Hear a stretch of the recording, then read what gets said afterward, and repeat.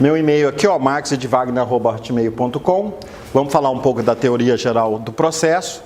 Vou pedir para a doutora me auxiliar. Gente, para falar na teoria geral, nós temos que imaginar de uma forma bem sucinta a evolução da sociedade. A sociedade não nasceu pré-estabelecida. Não é verdade? Nós tínhamos os povos primitivos. Vocês assistem essas séries da Netflix? Já assistiram os Vikings? Game of Thrones? Eram, supostamente, a forma como eles viviam naqueles momentos históricos. Existia executivo, legislativo, judiciário? Não. Então, houve uma evolução para tentar chegar no que é hoje. Então, nós fomos aprendendo com os erros e criou-se, então, uma teoria geral do processo, que é bem usada nas aulas de processo civil, mas, na verdade, não é só no processo civil, né? A teoria geral do processo como um todo, mas é normal as faculdades colocarem dentro do currículo de TGP, processo civil.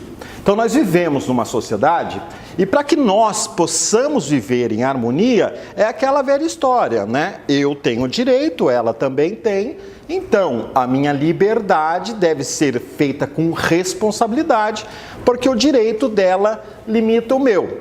Aí nós pensamos como nós vamos fazer para viver em harmonia. Começamos a criar regras.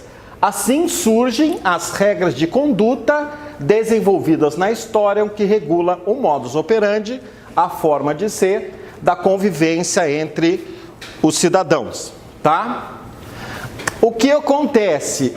Todo mundo, em qualquer estágio evolutivo da sociedade, é movido por interesse, não é verdade? Nós não temos os nossos interesses. O problema é que se todo mundo quiser realizar o seu desejo da forma que acha que melhor lhe aprouver, você está ofendendo o interesse do outro.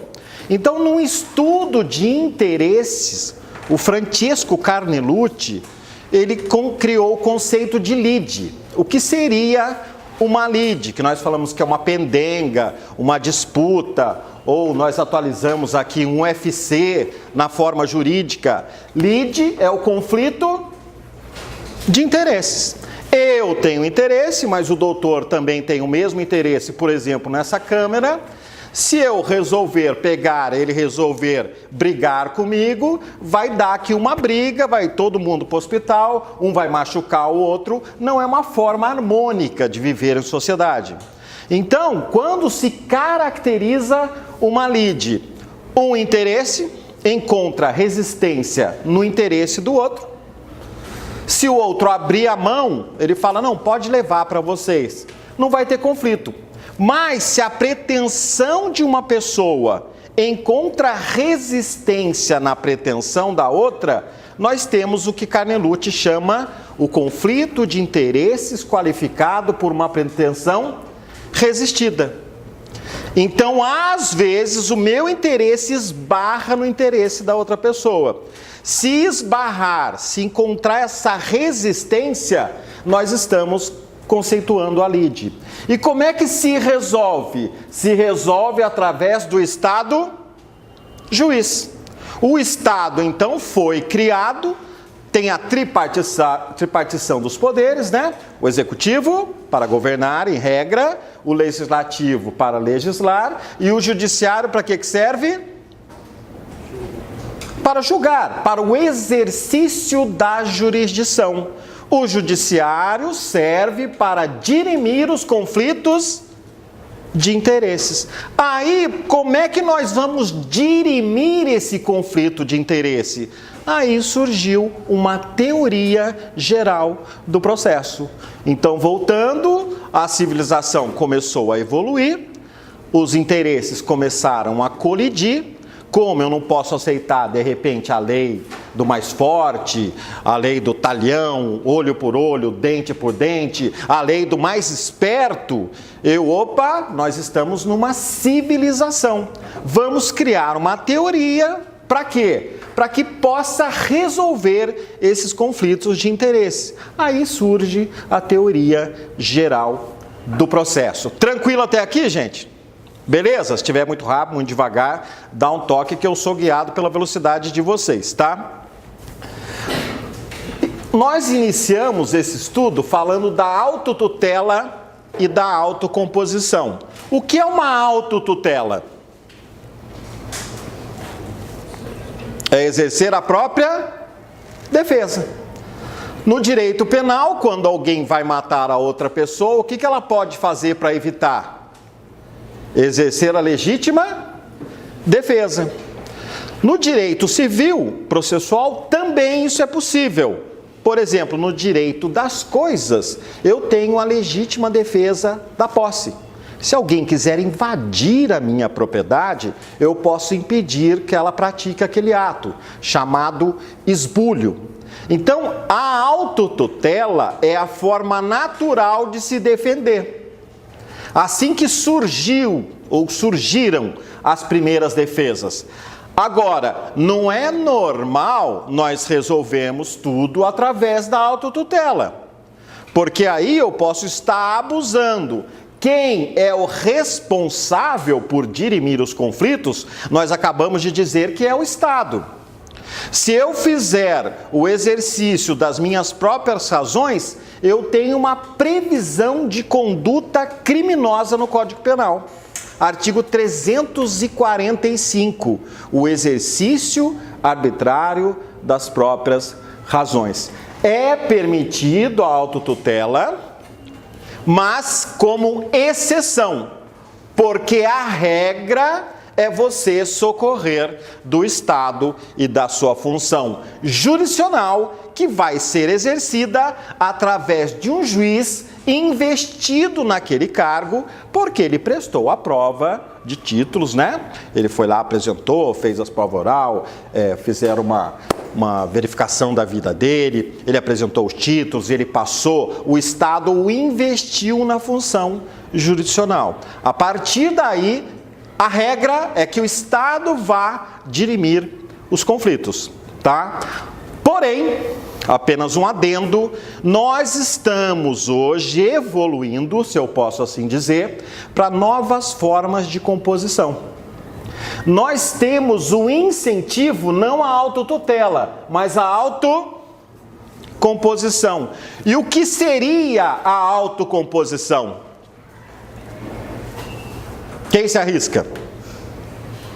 Ser o facilitador vem para ajudar. Isso, você de qualquer forma tentar equacionar aquela lide, às vezes nem levando ao Poder Judiciário. Nós não temos o Sejusc para fazer os acordos, não temos semanas de conciliação, temos uma lei 9.307 de 96, a lei da arbitragem. Nós temos agora, colocando como matéria nas faculdades, a mediação. São formas, então, alguns gostam do nome, outros não, alternativas no sentido de tentar desafogar o Poder Judiciário, que nós temos, se não me engano, no Brasil, 100 milhões de processos. Então a demanda é grande, a resposta não é tão rápida. Então, para tentar dirimir os conflitos de uma forma mais razoável, mais rápida, mais célere, nós estamos tentando aí investir na autocomposição. Você passa para mim, faz favor? O que seria essa autocomposição? É a forma de solucionar o conflito pelo consentimento espontâneo de uma ou de ambas as partes, em favor do interesse do outro. Como é que é o nome do doutor? Matheus. Doutor Matheus, com Marcos, tem um FC. Eu falo, ó, eu te devo 10 mil reais, você não aceita 5? O que nós estamos fazendo? Tentando chegar a um denominador comum. Se houver o acordo, o que vai acontecer com aquele processo?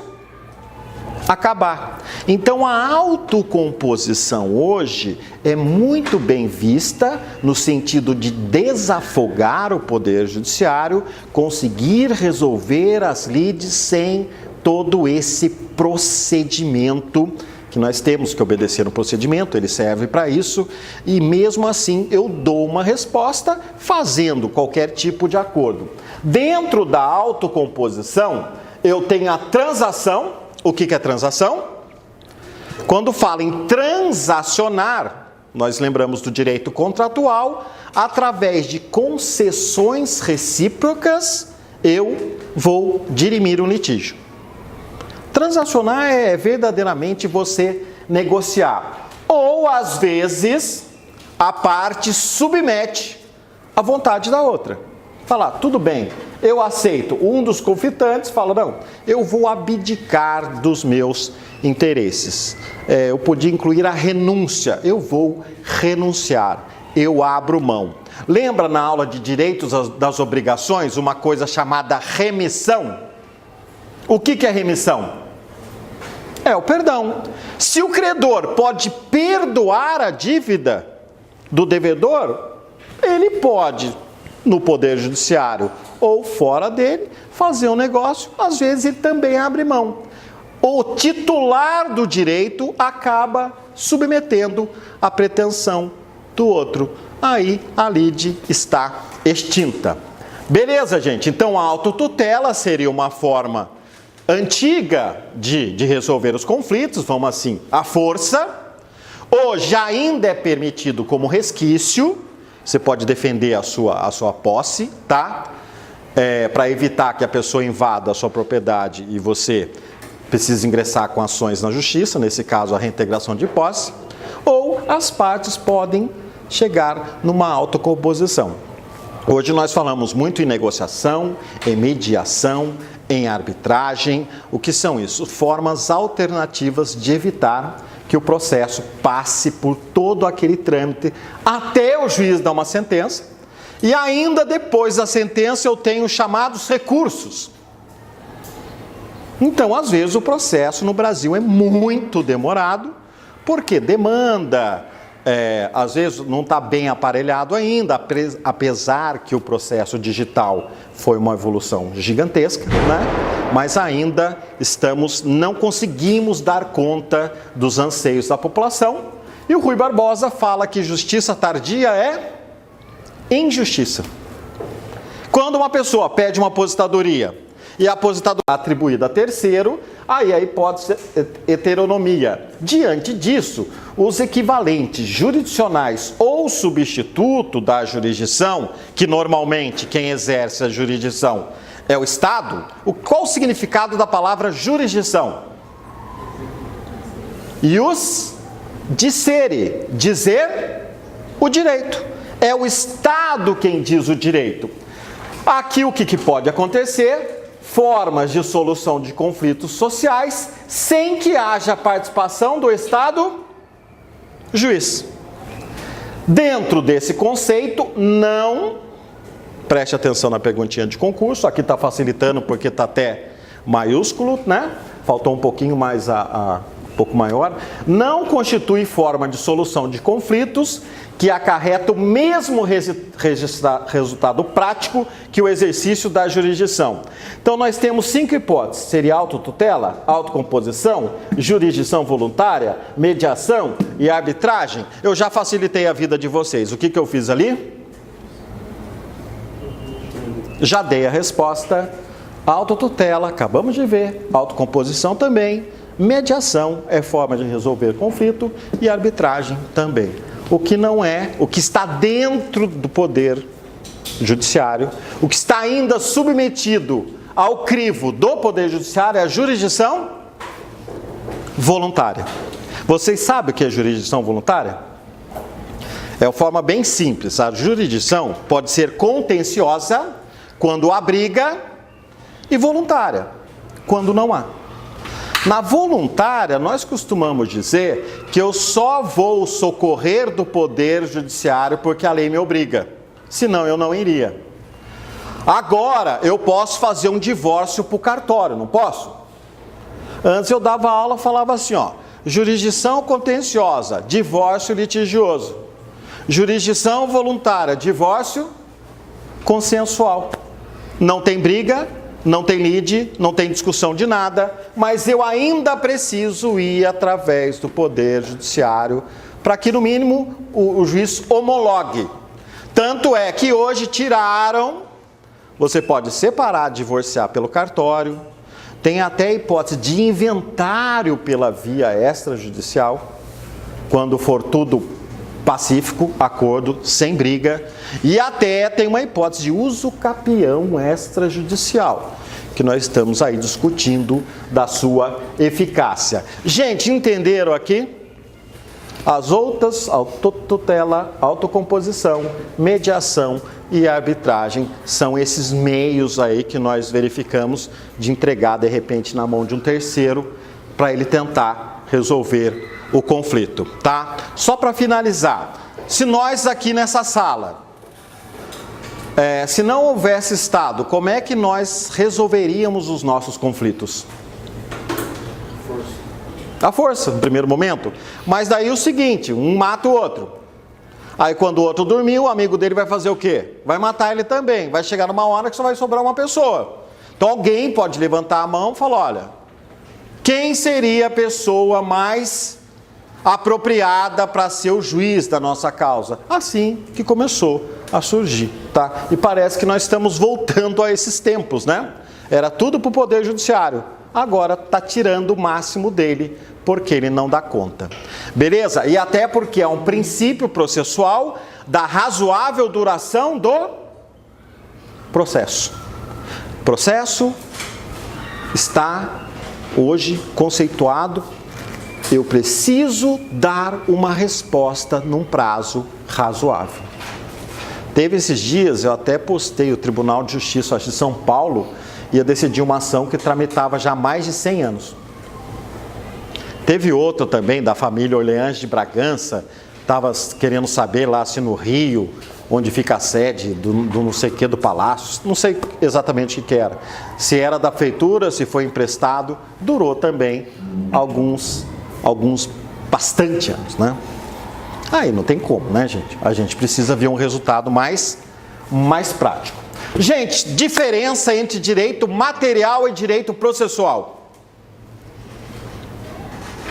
Quem se arrisca? Direito material é direito processual, o complexo de norma que rege tal método de trabalho. É o exercício conjugado da jurisdição. Direito processual eu costumo dizer de uma forma bem simples, que é o direito andando. E o direito material? É o corpo de normas, é a previsão normativa, está lá, paradinho. Alimentos, artigo 1694 do Código Civil. Podem os parentes pedir alimento que precise para o outro parente. Isso é uma previsão normativa, isso é direito material. Agora, ingressar com uma ação de alimentos e fazer valer petição inicial, contestação, réplica, audiência, aí eu tenho modus operandi, aí é o direito material andando, são as normas de direito processual. Então, só guardar assim, direito material é a previsão normativa dos nossos direitos e o processual é a forma que eu vou tentar obter essa satisfação pela via judicial. É o carro que faz andar o direito. Lembrando que esses slides estarão na mão de vocês. Beleza? Alguém tem dúvida? Eu repito. Doutora, faz favor. Bom, vamos falar dos princípios fundamentais do processo civil. Quando você ouve a palavra princípio, o que você associa?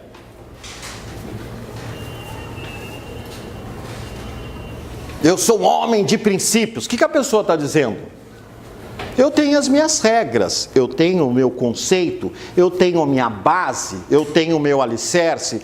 Assim também, nós temos uma Constituição com os seus princípios. Nós temos os códigos e os seus princípios. E quais são esses princípios que são as premissas sobre os quais se apoiam a ciência? Desde que o processo conseguiu o status de ciência autônoma, Falou assim, bom, o processo é fora do direito civil? É, direito civil é uma coisa, processo civil é a outra. Então, assim como no direito civil eu tenho princípios, o processo civil também deve ser regido por princípios. Aí eles servem de diretrizes gerais que vão orientar toda a sistemática processual civil, tá? A primeira coisinha que não dá para confundir, até tem uma questãozinha para facilitar a compreensão, não vamos confundir com os princípios que a gente chama de informativos, que divide em seguinte, eu tenho um princípio lógico. O que é um princípio lógico? A sequência de atos no processo deve obedecer a um regramento lógico. Há uma previsão normativa, de forma que os supervenientes derivem dos precedentes, e uma ordenação que faça sentido. Vamos facilitar a compreensão. Não seria lógico, por exemplo, que se fizesse correr um prazo recursal antes que fosse dada uma decisão. Se eu tenho no processo civil os recursos, eu só posso entender de recurso após o juiz dar uma decisão. Para recorrer, eu preciso ter uma decisão. Vocês verão, por exemplo, na segunda fase da prova da OAB, quando que você sabe que é recurso? Quando o problema está falando em decisão. O juiz decidiu o seguinte, opa, eu já sei que é recurso, agora eu vou identificar qual é o recurso. Então há uma lógica, gente. Tem como contestar sem ter inicial? Não. Primeiro a inicial, a citação, aí o réu é citado, contraditório, ampla defesa devido ao processo legal. Ele apresenta a contestação se ele quiser, se não quiser, revelia. Então há uma sequência lógica de atos, tá? Esse é o princípio informativo lógico. O segundo é o econômico. Nós temos custos quando nós movimentamos a máquina judiciária. Tanto é que se a pessoa não for assistida pela justiça gratuita, ela vai ter que pagar. Então a movimentação do processo não é uma coisa simples. O oficial de justiça vai fazer uma diligência, o que você precisa fazer? Senão ele não vai recolher a diligência dele.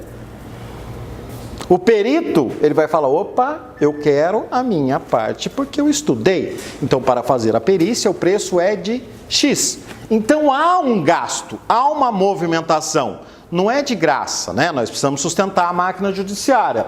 O processo deve buscar obter o melhor resultado possível com o menor dispêndio de esforços e recursos. Então, para todo mundo, quanto mais rápido, mais justo, né, sem pular nenhuma etapa, mais rápida vier a resposta, é melhor para todo mundo. Não pode ser tão rápido ao ponto de pular etapa, mas também não pode ser eterno que você não consegue a resposta. Eu vou falar uma situação aqui, parece que tinha uma moça precisando de um remédio. Ficou 6 anos esperando no Supremo, não deu tempo de dar a resposta. O que aconteceu com a moça? Infelizmente, foi embora. Então, não é essa justiça que nós procuramos, né? Nós procuramos uma justiça um pouco mais séria, porque quando vem para ela agora, se der, concedo o quê? A moça não teve tempo de esperar. Isso porque esperou 6 anos. Então, precisamos de umas respostinhas um pouco mais rápidas aí. Jurídico, o processo deve respeitar as regras previamente estabelecidas. Então, há uma sequência de lógica. O Código de Processo prevê uma sequência de atos. Dá para ir direto para um recurso extraordinário para o Supremo Tribunal Federal? Não, tem que ter uma inicial, né? Uma contestação, se não for competência originária dos tribunais. Tem toda uma sequência. Uma hora alguém vai ter que questionar que ofendeu a Constituição. Aí você está preenchendo o requisito. Tem que ser um caso de repercussão geral. Então as normas são previstas para serem obedecidas. E o final, o princípio informativo político. O processo deve buscar o seu fim último, que é a pacificação social. Gente, A sociedade quer uma resposta do judiciário. Por favor, tenho direito ou não? O poder judiciário serve para dirimir os conflitos, tá? Quanto mais rápida for a resposta num tempo menor, a sociedade estará mais feliz, porque o provimento judicional está mais célere. Só para finalizar, antes eu tinha que praticar um ato até às 7 horas da noite. Se eu não praticasse, o que acontecia? O fórum fechava. Hoje é até meia-noite, porque o processo é digital. Isso é bom ou é ruim? É ótimo. Você pode dar aula e depois fazer uma apelação. Então, nesse ponto, eu posso fazer na minha casa. Eu posso ir na sala dos professores fazer uma defesa. Isso é bom. É assim, democratizou o acesso para todo mundo, basta ter apenas um token. Beleza, gente? Aí eu tenho uma perguntinha, ó. Depois vocês olham, eu coloco o cargo, tudo. Isso aqui é tudo pego da internet, tá? É princípio informativo do processo civil. Nós falamos em inércia, falamos em congruência, eventualidade, instrumentalidade. Vamos lá. No processo civil, não é princípio informativo, mas nós temos a inércia. O que é a inércia? O Poder Judiciário só age quando? Beleza. Depois tem o quê? O impulso oficial. Você não precisa ficar provocando o juízo da hora. Ele conduz o processo. O que é congruência? É o seguinte, seria mais ou menos assim. O juiz, ele vai ficar... a sentença dele vai limitar ao seu pedido. O que não está nos autos não está no mundo. Você vai fazer um pedido, ele vai dar sim, vai dar não, vai dar procedente em parte, significando que o juiz deve ser coerente na exposição nas razões. Uma sentença, ela tem que ter o relatório, a fundamentação e o dispositivo. Isso dentro do quê? Dentro do que você pediu. O juiz vai dar dano moral. Ele pode dar dano moral se você não pediu? Não. Tá? O que é eventualidade? Isso daí nós usamos na contestação. Princípio da eventualidade. Na primeira oportunidade que você tiver, faça a defesa completa. O juiz é incompetente? Fale que ele é incompetente. O valor da causa está errado? Fale que o valor da causa está errado. Não pode deixar passar. Na eventualidade é isso. Na primeira oportunidade, faça uma defesa completa. Tá? E associado a essa eventualidade, tem o ônus da impugnação especificada ou específica. Colocou 10 coisas, conteste as 10. Porque o que você não contestar vai se tornar ponto incontroverso. E juiz não manda produzir prova de ponto incontroverso. A regra é que ele só produz prova de ponto controvertido. Tá? Instrumentalidades, daqui veio com o Cândido Dinamarco, ele fez até uma dissertação de mestrado, uma tese de doutorado, é o seguinte. Às vezes... a forma que foi praticado o ato não foi uma forma muito feliz. Mas não houve prejuízo e atingiu o que queria. Então o ato deve ser aproveitado. Esse é o princípio da instrumentalidade do processo ou princípio da instrumentalidade das formas. Eu só estou falando para vocês entenderem. Chegamos aonde nós queríamos. É princípio informativo do processo o princípio. Dispositivo, significando que o juiz não pode conhecer da matéria a cujo respeito a lei exige a iniciativa da parte. O juiz só se manifesta dentro daquilo que foi pedido. Esta é a regra. Beleza, gente? Vamos nessa? Faz favor, doutora. Vamos falar, então, agora sim dos princípios gerais. Eu tenho certeza que isso daqui é mais fácil de entender, porque nós, vira e mexe, nós vemos isso direto, né? O primeiro princípio é o princípio da isonomia. O que é o princípio da isonomia? O princípio da igualdade.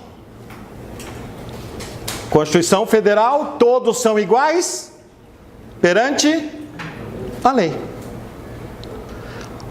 O magistrado, a regra, fala assim, ó, você não pode ser parcial.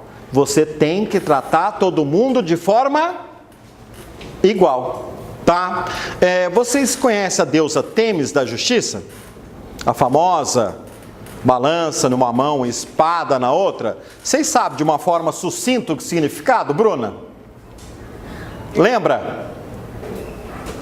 O que é a espada, gente? O que é a balança?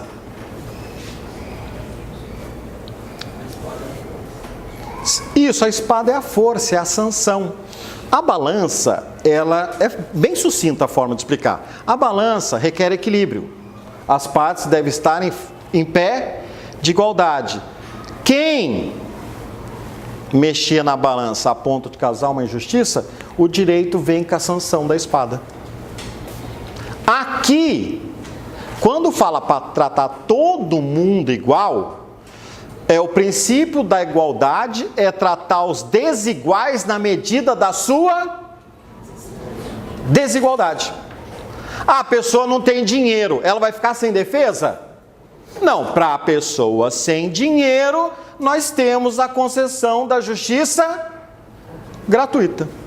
Eu não sei qual o inciso do artigo 5º diz assim, acho que é o 74, 79, o Estado prestará assistência jurídica integral e gratuita aos que comprovarem insuficiência de recurso.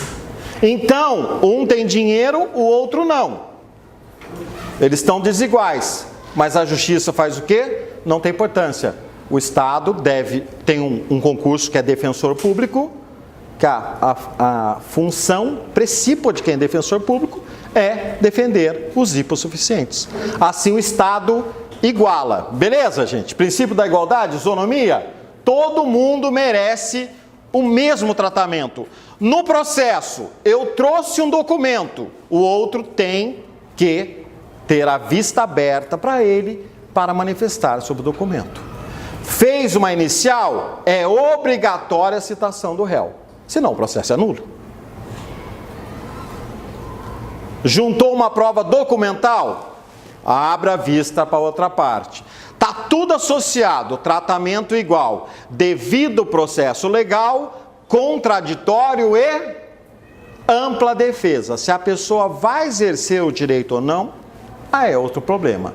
Eu tenho que dar chance igual para todos. É a paridade de armas. Todo mundo está da mesma forma aparelhado. Se não, se você desobedece, alguém amanhã pode falar que houve um cerceamento de defesa, pode anular os atos processuais, tá? Então, a igualdade não é só material, aquela constitucional. A igualdade também é processual.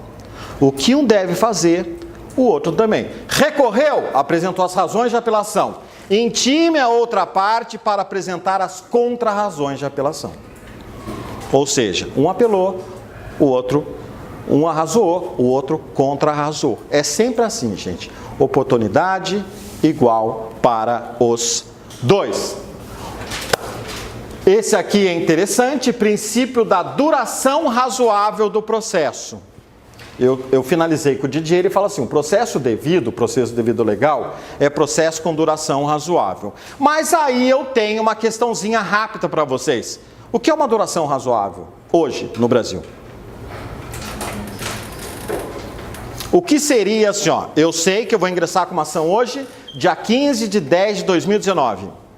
Quando seria ideal que acabasse essa ação? Qual o prazo? Então, ele fala duração razoável, mas não colocou um prazo. Agora, 10 anos é um prazo razoável? Não, né, gente? Então, nós estamos tentando estabelecer, isso só vale para mim. Se falasse assim, Marcos, todas as ações que você protocolar, você aceita que termine em 2 anos? Eu assinava embaixo. Porque para mim seria um prazo razoável, dentro do que eu pratico a advocacia desde o ano 2000. Se falasse para mim 2 anos, eu pudesse falar para o cliente 2 anos, mas eu não posso, porque eu não sei quando vai acabar. A tentativa é criar mecanismos para que nós podemos acelerar o processo e trazer a resposta de forma mais rápida. Eu falei, não adianta vir uma aposentadoria depois que a pessoa faleceu. Eu preciso de uma resposta, inclusive com atividade satisfativa, dentro de um processo razoável. Então, se isso foi colocado, é porque estão criando mecanismos para agilizar o funcionamento da justiça. Eu vi por cima, hoje no TJSP, tem o Jude. É um robozinho que você faz perguntas, se não me engano, do juizado especial, ele vai respondendo. Isso aí, para facilitar o acesso da população.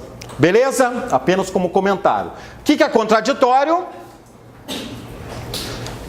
Gente, aquela velha história, você pode praticar o pior crime do mundo. Ninguém vai ficar feliz com você, mas você tem todos os direitos resguardados na Constituição. Não, ele já prende, já pune, já leva para a cadeia. É assim que funciona? Não. Pode ir preso, tem importância, faz parte. Mas ele tem que ter assegurado o contraditório, a ampla defesa, o devido processo legal, com todos os recursos a ele inerentes. Então isso daqui é de suma importância, porque senão amanhã alguém supostamente pratica um crime, a pessoa já é pega, já é levada, já é presa, já é condenada, já perde seus bens. Não é assim que funciona. Isso é uma norma garantidora até contra o próprio Estado, para evitar que o Estado pratique as injustiças, né? Não é só de uma pessoa para outra. Nós temos nos proteger às vezes. Para que serve um HC, um habeas corpus? Uma prisão que você diz que é ilegal. Para que serve um mandado de segurança? Para um ato que você acha que está errado de uma autoridade. Então não é só pensar eu e vocês e eu, um contra o outro. É pensar até da defesa do próprio Estado. Se não volta e você supostamente falou alguma coisa, amanhã você está preso, condenado, 30 anos. Não é assim que funciona. O contraditório é uma garantia fundamental da justiça, inerente à própria noção de processo. Está intimamente associado ao Estado democrático de direito, permitir à parte fazer as defesas com todos os recursos a ela inerentes. Beleza? Associado a isso tem a ampla defesa. Você tem todos os meios possíveis. Só tem uma exceção na produção de prova: os meios ilícitos. Nós estamos cansados de ver notícias nos sites jurídicos. Às vezes a prova foi obtida de forma ilícita, então ela não vai nem ser válida. Mas o que todos nós temos direito é a defesa. E não é simples defesa. Todos os recursos permitidos você tem direito a usar. Eu não tenho advogado, o Estado fornece. E defensor público é uma pessoa que passou num concurso difícil, então ele está muito bem gabaritado para fazer a defesa. Então não é por falta de recurso que nós vamos ficar sem defesa, beleza? Imparcialidade, juiz natural. Gente, é condição sine qua non que a pessoa, eu falei da deusa da justiça, o que ela tem nos olhos? Para que serve? Para ela não ver quem ela está julgando. Para ser para ser imparcial. Apresenta o fato, eu dou o direito, independente de quem esteja postulando. Nós temos, no processo civil, as causas de suspeição do juiz e de impedimento. O juiz impedido não pode julgar porque já tem a sua imparcialidade comprometida. Inclusive, caiu no último exame da OAB uma ação rescisória. Rapidamente, o juiz parece que era casado com a advogada da parte. Aí saiu a sentença favorável para ela. só que já tinha transitado há mais de 2 anos a ação. Por ter ferido a imparcialidade, a OAB, a resposta certa era uma ação para rescindir os efeitos de uma sentença transitada em julgado. Nome dessa ação, ação rescisória. O que estava em jogo? A imparcialidade. Tá?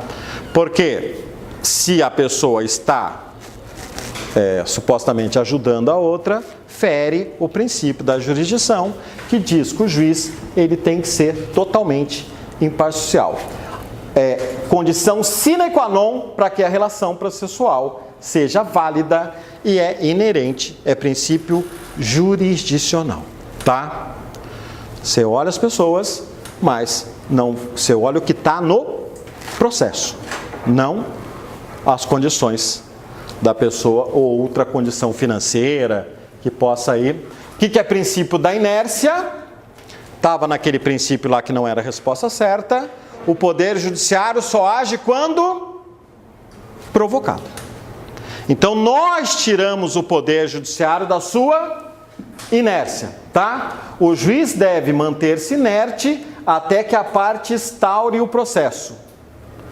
A jurisdição só age quando provocada. Você não pode ficar incentivando conflito. Porque às vezes a pessoa, ela pode ter algum problema, mas ela não deseja ir para a justiça. Você não pode ficar, não, vai. Você fala para a pessoa, vai, separa, vai falar isso? Não, cada um tem sua vida. Às vezes arranhou seu carro. Você fala, vai lá. Não estou afim. Às vezes vai dar mais dor de cabeça que outra coisa. Então a justiça deve ser procurada para dirimir os conflitos, mas quando a parte assim desejar. Não ficar buscando contenda, porque contenda nós já temos bastante. Lembra do impulso oficial? Lembram disso? Impulso oficial. Primeiro, inércia. Eu tirei da inércia. Agora, deixa que o juiz toma conta do processo. Eu apresentei inicial, o juiz manda citar. Citou, apresentou contestação, o juiz intima para aplicar a réplica. Então não precisa mais ficar provocando. Eu tiro da inércia como regra uma vez só. O resto, o juiz vai conduzindo o processo através do que nós chamamos do impulso oficial. Beleza? Duplo grau de jurisdição. Às vezes é natural do ser humano não gostar de perder. O inconformismo, ele pode ter aquela situação revista por um órgão superior. Nós temos aqui a primeira vara civil de Lorena. Se o juiz dá uma sentença, eu posso apelar. Eu vou apelar para onde? Para o Tribunal de Justiça de São Paulo. Às vezes, o desembargador que está lá já pode ter passado por aqui. Então, ele tem mais tempo, ele viu muito mais coisa. Teoricamente, né, ele já tem uma vivência grande, então ele já vai dar uma resposta. Nós temos direito que todas as decisões sejam revistas por um grau superior. Esse é o duplo grau de jurisdição. Os desembargadores, eles reanalisam o caso e aí mantém ou reforma totalmente, reforma parcialmente a sentença do juiz. E o desembargador lá, o juiz, ele tem todo um critério de promoção, de merecimento, né? Que o juiz que é de Lorena, amanhã ele pode ser desembargador em São Paulo. Aí, como desembargador, não vai pegar sua causa de Lorena, vai pegar a causa do Estado inteiro, né? E ele vai rever se ele vai conceder ou não. Então aqui permite a possibilidade de revisão aos órgãos de segunda instância, no nosso caso, TJ São Paulo. Beleza? O que é economia processual? O nome já diz, tá? Eu pratico o ato, assim, se eu quero uma duração razoável do processo, às vezes eu junto uma prova, o juiz, você concorda? Concordo pela economia processual, linha na pipa. Ah, isso daqui dá não, pode ouvir. Nós praticamos alguns atos, às vezes nem sempre da forma bonitinha, mas se não houver um prejuízo, gente, eu quero que uma resposta seja rápida. Eu não estou querendo pular etapa, mas aqui assim, há um custo-benefício. Juntou um documento. De repente o documento não foi juntado no momento certo, mas não tem muita relevância. Fala assim, eu aceito, excelência, eu concordo. Vamos tocar o processo para frente, tá? A tendência hoje não é desobedecer norma, por favor. A tendência é menos técnica, no sentido de perfeições, de repente, não muito recomendáveis, um extremismo, e mais direito. O direito que está buscando os alimentos de uma criança é mais importante que um processo.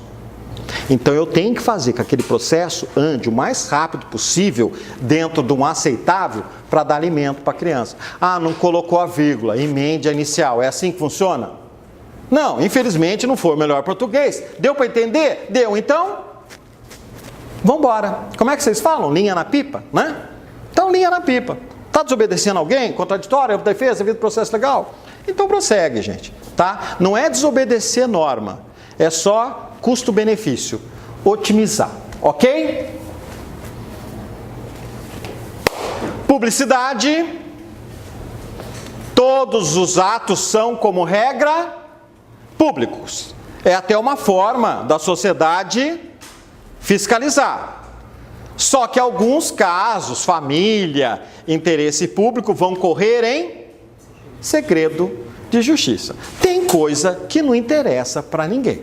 Você fiscalizar um processo, quanto tempo ele está demorando, agora tem o CNJ controlando a atividade do juiz, quanto tempo, quantas sentenças o juiz está prolatando por mês, beleza. Vamos tornar tudo público, até porque tudo é movido, tudo é para o Estado, sustentado pelo nosso dinheiro, né?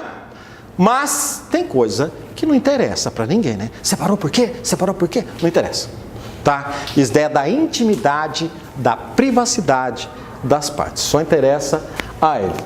Todos os atos serão públicos, a não ser que afeta a intimidade, o interesse social. As causas vão correr em segredo da justiça. O exemplo clássico são as ações de direito de família, tá? Não precisa saber o que aconteceu. O que é inafastabilidade? O que é inafastável? A porta do Poder Judiciário está aberta. Artigo 5º, 35 da Constituição. Ninguém será privado de ver uma lesão, suposta lesão, ameaça a direito. Então, o Poder Judiciário é o que resolve. Não tem como regra, eu criar norma e tirar do Poder Judiciário aquela situação. Se quiser anotar, tem uma lei 9.307 de 96, que é a arbitragem. Eu escolho um terceiro, como a doutora chama? Marcos e Amanda, vamos entregar para o doutor Tiago a resolução de um conflito que nós estamos tendo. Um conflito econômico. Pode. Isso é instituir um árbitro. Agora, não pode obrigar a gente a ir no árbitro. Porque o Poder Judiciário é inafastável. Ninguém pode ser excluído de análise pelo Poder Judiciário. Agora, escolher o árbitro, não dá para voltar mais atrás, tá, gente? Quando surgiu a lei da arbitragem, falou assim, o que precisa para ser árbitro? Confiança das partes e capacidade. Escolher o árbitro, aí vai submeter. Mas a arbitragem é uma faculdade, não uma obrigação. Não pode impor a arbitragem para ninguém. Porque você estaria ferindo esse princípio aqui. Entenderam? Poder Judiciário é inafastável. É ele que resolve as pendengas, os conflitos de interesses. Lealdade processual, gente, infelizmente, algumas pessoas comportam de uma forma um pouquinho desleal. Como diz Maquiavel, os fins justificam os meios, cria coisa que não existe, fica colocando recurso com caráter protelatório, só que não tem que pagar a dívida. Então, assim, alguém vai ganhar, alguém vai perder, uma das pessoas não vai estar feliz, sinto muito, e às vezes pode ser o seu cliente, mas nós devemos ser leais. Nós devemos agir dentro de uma ética, de uma urbanidade, não praticar ato apenas para ficar enrolando, né? Não fazer nada errado. Então as partes, os procuradores das partes, não podem abusar do direito processual. Existem exemplos aí da pessoa interpor 30 recursos seguidos. Aí uma parte fala, bom, se ela interpôs é porque ela tinha direito. O outro fala, não, ela está abusando. Então, às vezes, aí não estou criticando nada, mas são situações que existem. Interposição reiterada de recurso. De uma parte fala assim, ó, se ele interpôs, foi aceito, ele tinha direito. A outra parte acha que está agindo com litigância de má fé. O que importa? Nós devemos ser leais, na lealdade processual. Motivação das decisões. O que é motivar? Sinônimo? Fundamentar. Não existe sentença nova skin. Por quê? Porque sim. Precisa motivar. Olha, ele tem razão, a ação é procedente, porque o artigo 186 do Código Civil fala do ato ilícito, o artigo 927 fala todo aquele que causa prejuízo ao outro tem que reparar, e foi exatamente o que aconteceu quando ele passou no sinal vermelho. O juiz, a sentença precisa ter um relatório, a fundamentação, aí que ele vai enquadrar o fato à norma, dizendo quem está com a razão, e depois o dispositivo. Ante o exposto, julgo procedente, procedente, procedente em parte. O que não pode é não justificar, não motivar. Por quê? Porque quando eu vou recorrer do quê? Se ele fala, ó, é o artigo X, eu recorro e falo, não. A fundamentação não é a melhor, é o artigo Y, entenderam? Eu ataco a decisão. Agora, se ele não tem fundamentação, eu não tenho no que atacar. Então, não pode prolatar decisão sem a devida fundamentação. Porque se você não estiver contente, você sobe. Mas você vai atacar o que for o fundamento. Ele falou que o fundamento é o fundamento X e eu acho que está errado, que é o fundamento Y. Então eu só ataco com decisões fundamentadas, motivadas. Não existe decisão sem motivação.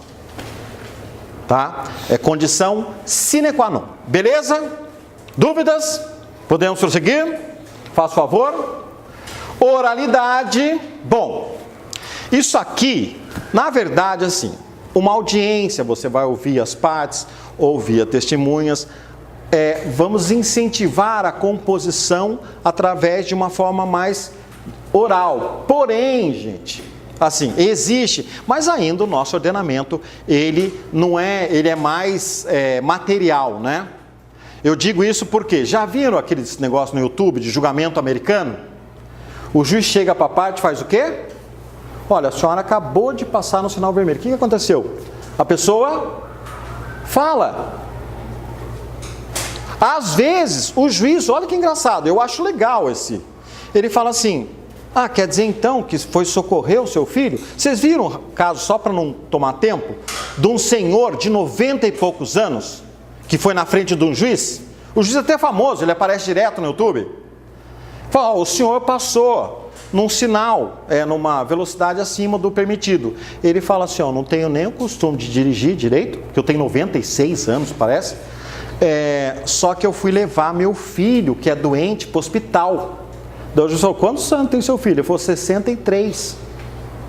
O juiz falou, nossa, o senhor é o verdadeiro cidadão norte-americano. O que o juiz fez com a multa?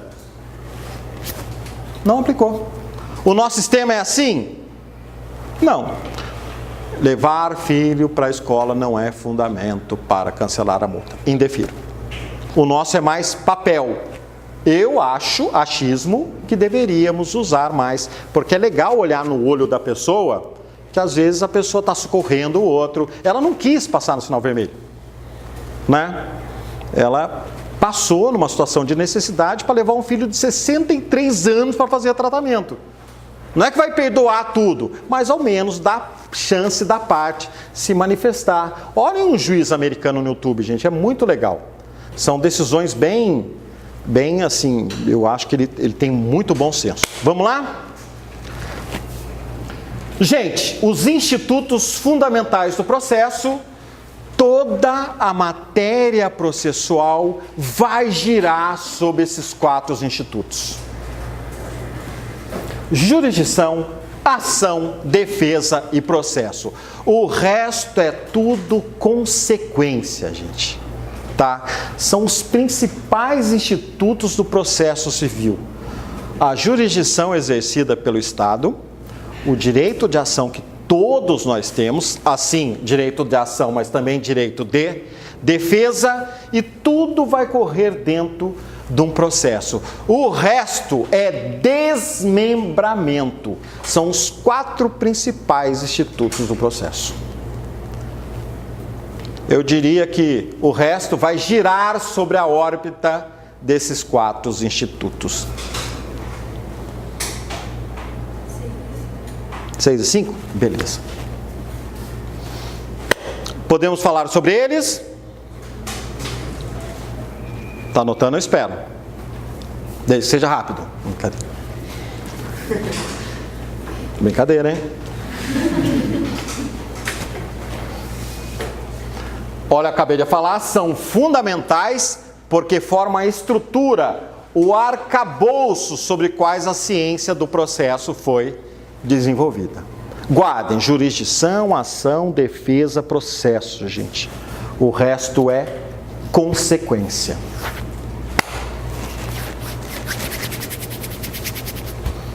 Todos os demais institutos do processo guardam relação imediata.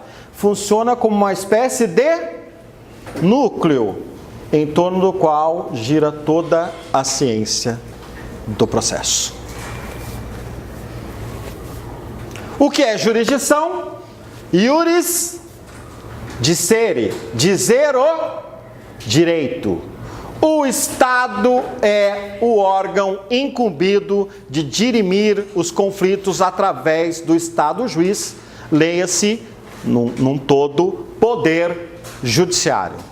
Poder judiciário é o poder de dirimir conflitos, e ele o faz através do exercício da jurisdição. Iuris dicere, dizer o direito.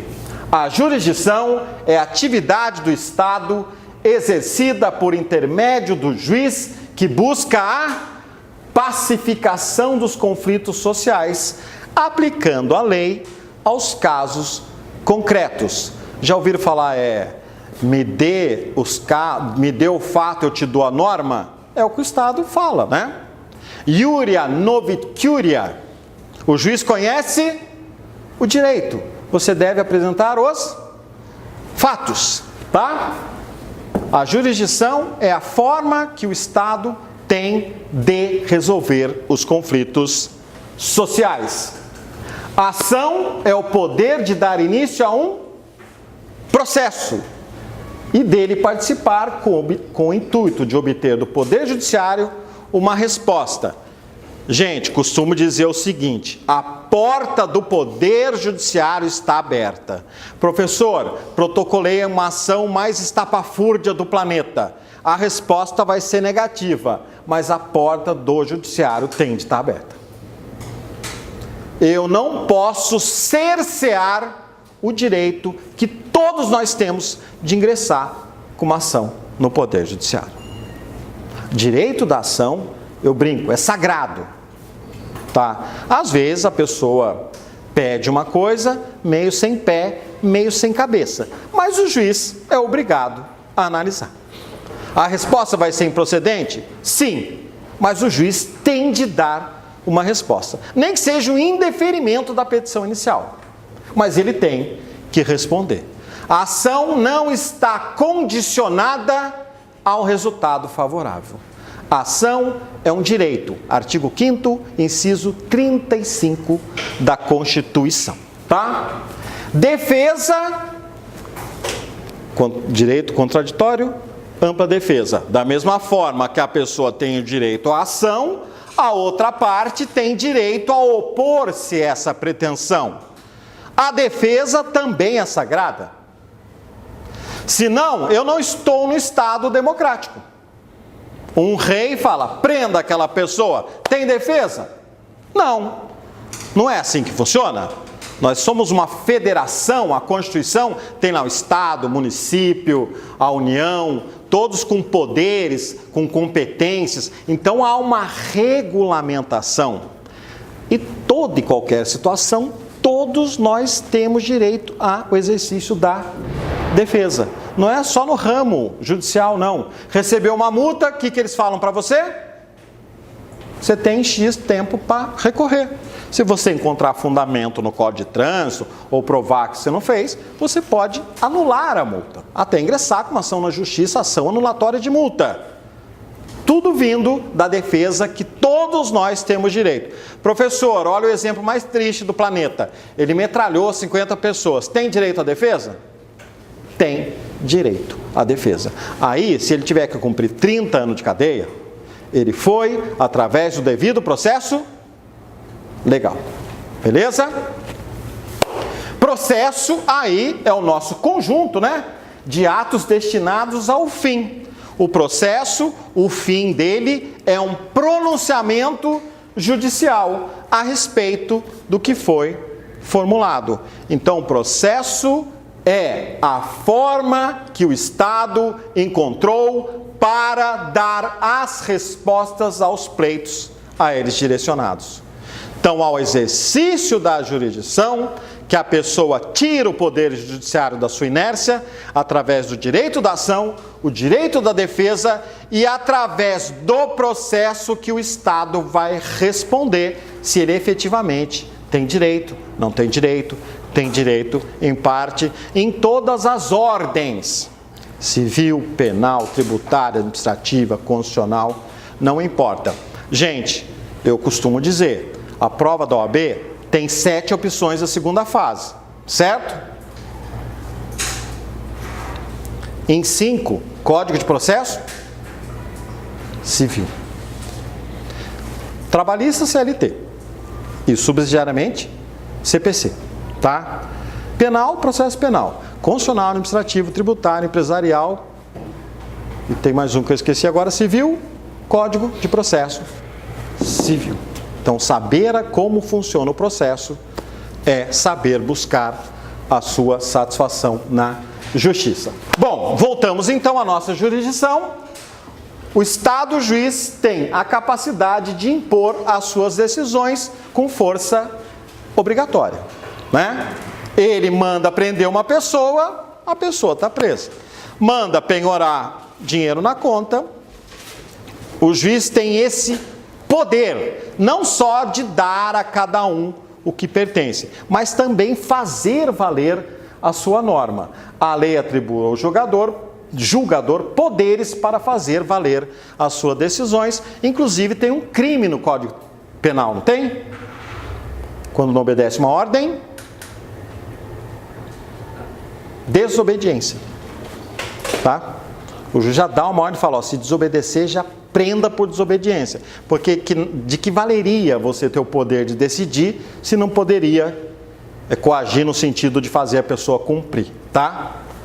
Impor a sanção e também ordenar. Bom, em se tratando de jurisdição contenciosa e voluntária, aqui tem briga, aqui não, assinale a alternativa que apresenta por quem é ela exercida. Quem exerce a jurisdição que eu acabei de dizer? Os jurisdicionados, os advogados, os juízes ou os promotores?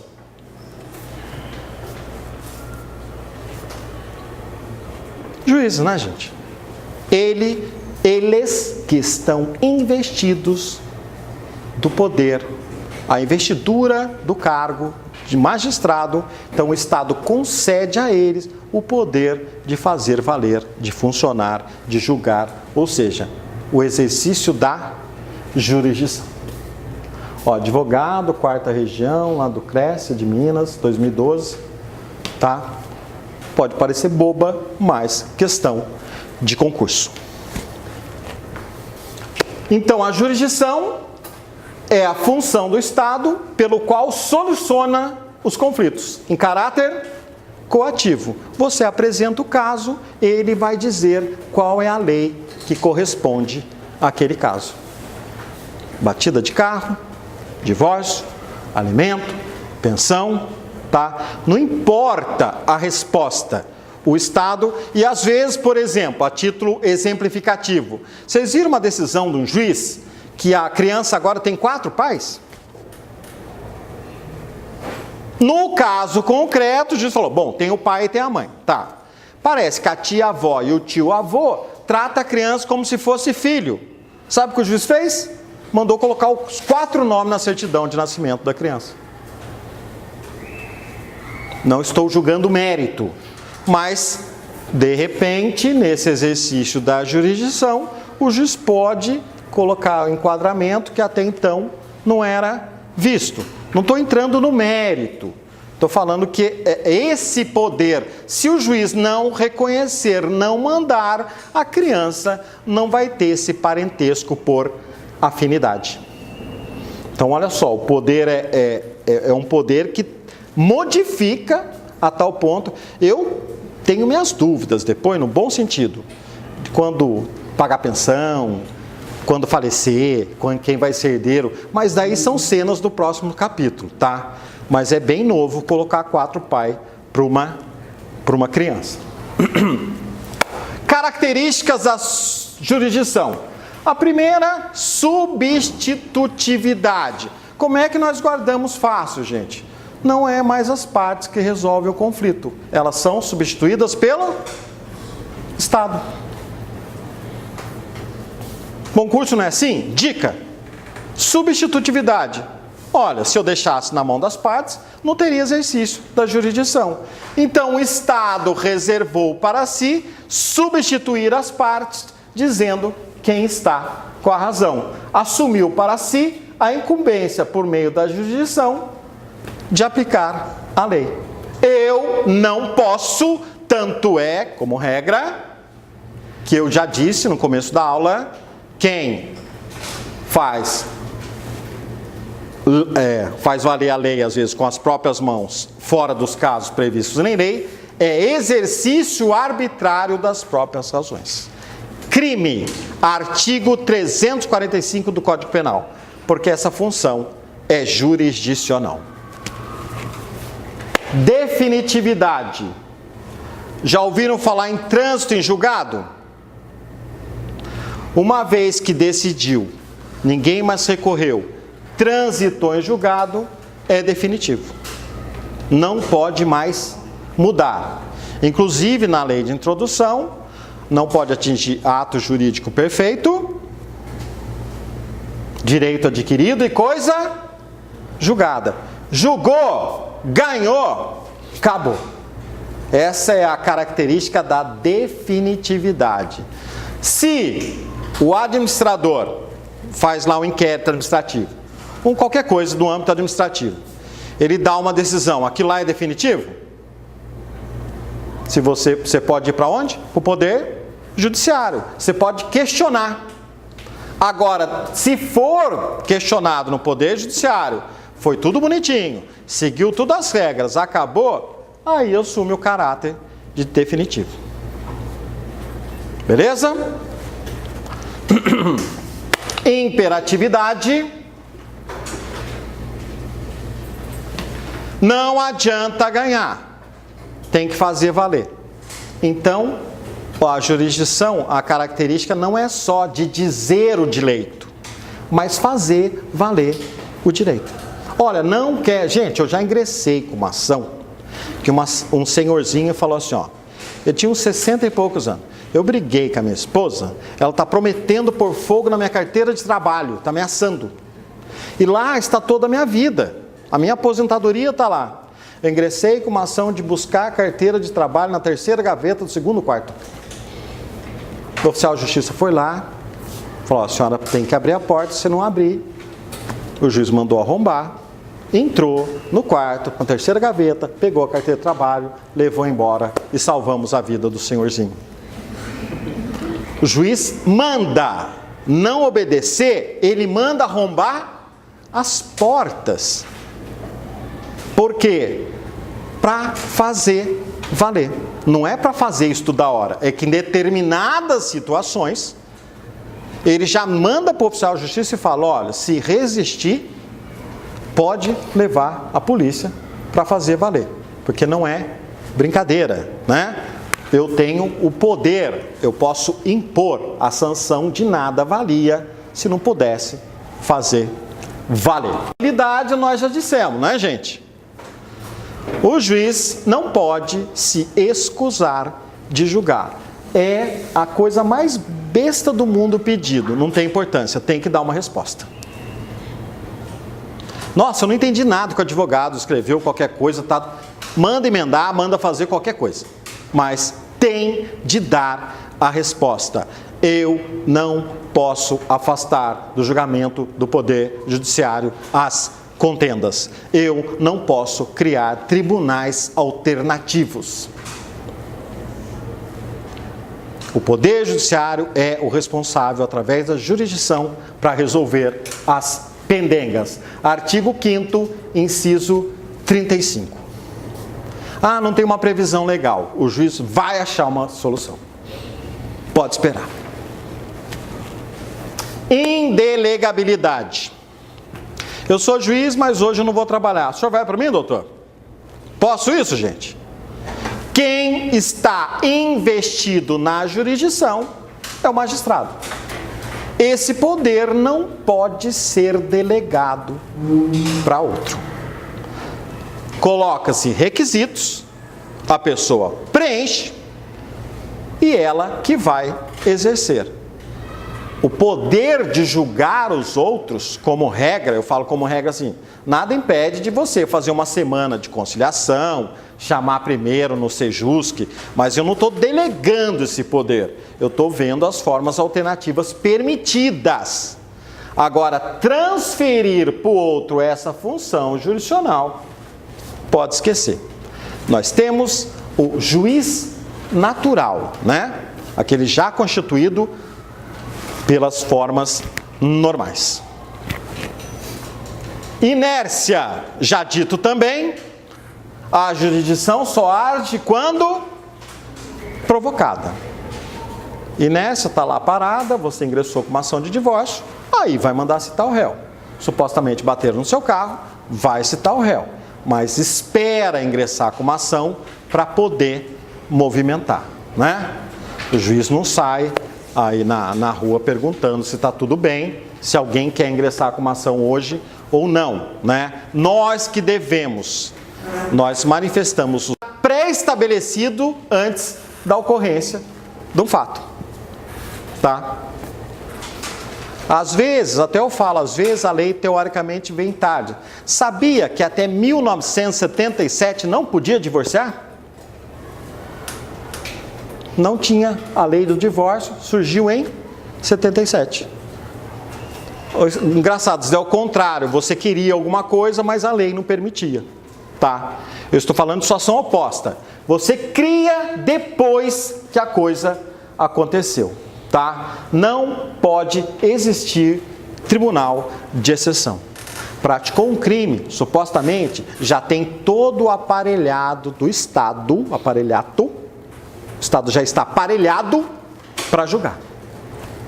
Senão, eu posso fazer tudo que a lei não veda. Não vale criar a vedação depois da prática do ato. Não posso criar um juiz para julgar algo que já aconteceu, tá? Isso poderia ser perseguição, isso poderia ser ditadura, isso poderia ser um monte de coisa. Nós temos regras e as regras devem ser obedecidas. Investidura. Acabei de dizer, para ser magistrado, você passa por uma prova, né? Faz as provas e demonstra os títulos. Aí o Estado te investe naquele poder de julgar. Eu estou falando de juiz, mas a mesma coisa acontece com o defensor, na verdade, com o promotor. A pessoa, para praticar o ato, o Estado, oficial de justiça, é um concurso, tá? São situações que você preenche o que a lei determina. Aí sai a sua nomeação no Diário Oficial, você beleza. A partir de agora, poderei julgar porque eu sou juiz. Não posso entregar o julgamento, como regra, eu já falei da lei da arbitragem, a quem não tem esse poder, tá? Lembra da lei da arbitragem? Posso entregar para um terceiro dentro do que é permitido. Mas daí a pessoa ou as pessoas escolheram.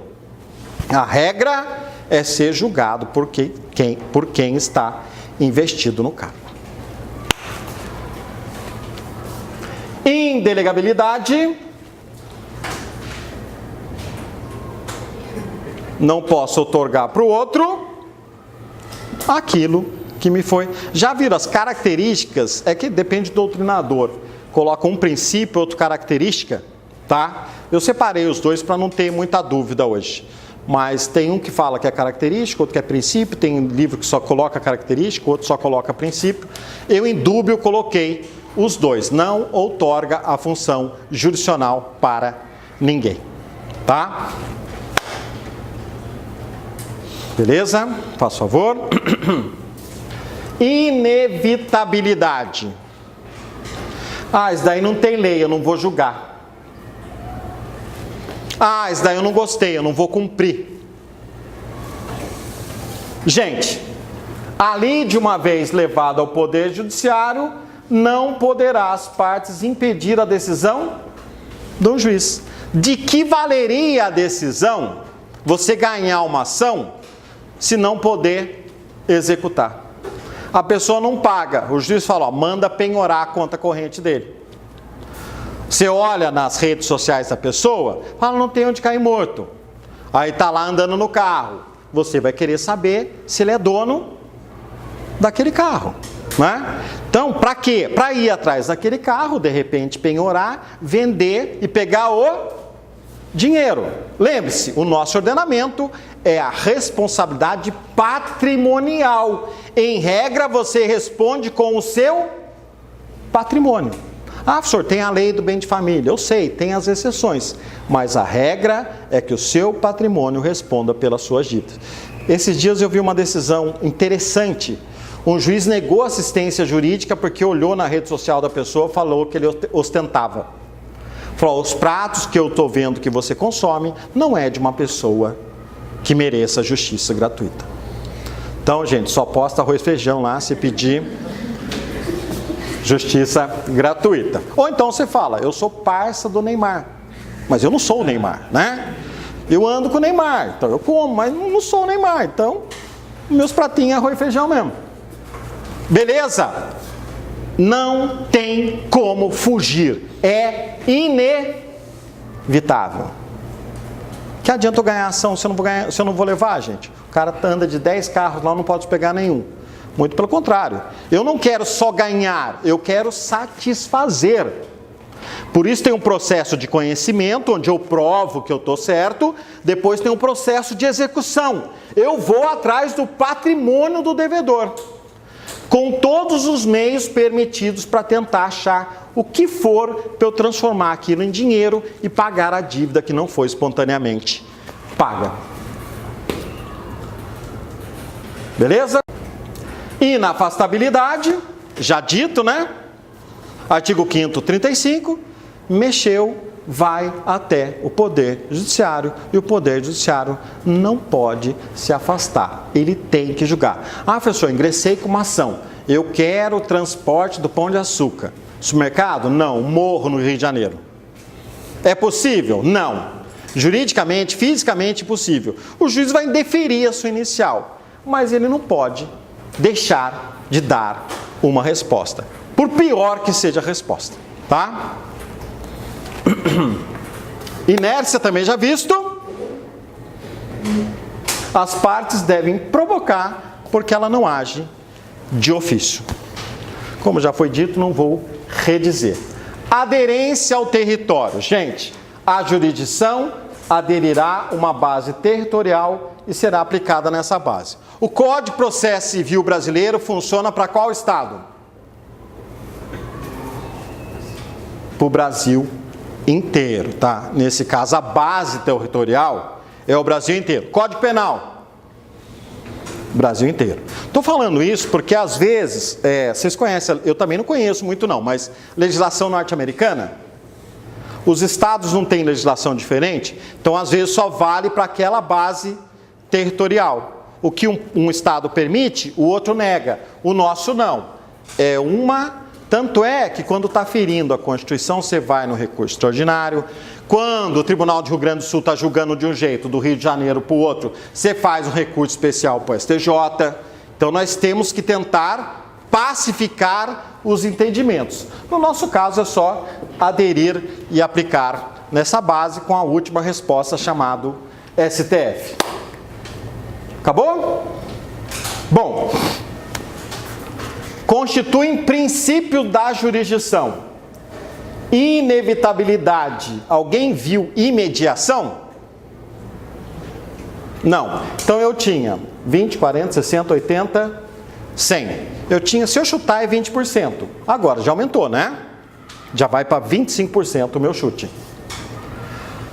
Unidade e indivisibilidade.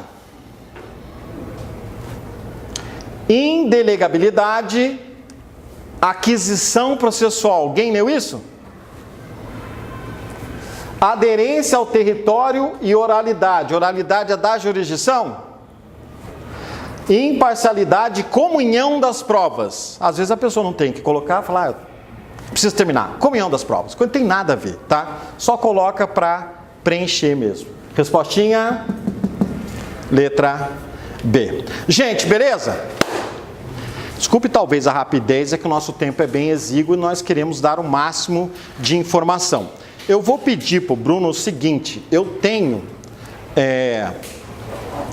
mais slides, eu mando para você, e se eu filmar mais coisa, eu mando para vocês também, tá? Muito obrigado.